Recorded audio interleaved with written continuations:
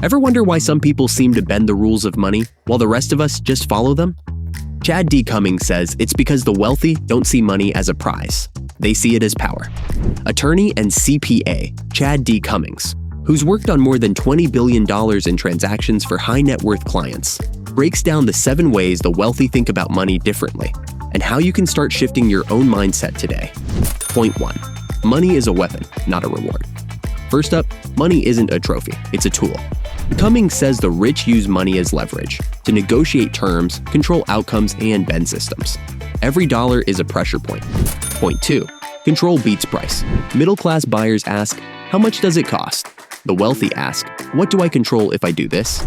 As Cummings says, price is a distraction. The real game is asymmetric value creation.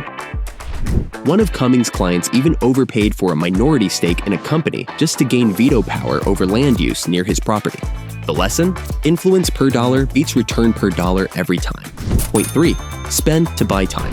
Middle-class logic says save money, even if it costs you hours. The wealthy flip that. They spend money to buy back time. One client spent $60,000 automating a $1,200 task because freeing his team's hours led to a multi-million-dollar deal.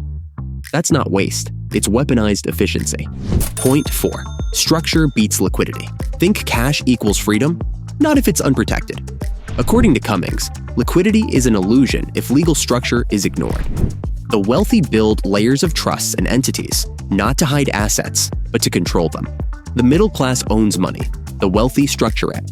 Point 5. Use debt for control, not survival. The middle class uses debt to buy what they can't afford. The wealthy use debt to limit risk and gain leverage.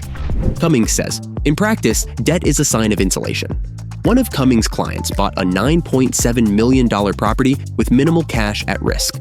If it failed, the fallout stopped at one entity. If it succeeded, the profits flowed tax-free through a trust. That's what Cummings calls siloing risk. Point 6. Weaponize the law. The middle class obeys laws. The wealthy use them strategically.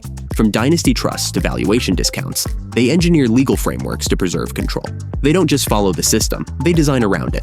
Cummings sums it up best. The wealthy think in terms of systems, not events. Structures, not outcomes.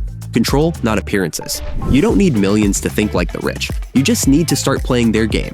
Because the goal isn't only to get rich, it's to stay rich. Got a money question?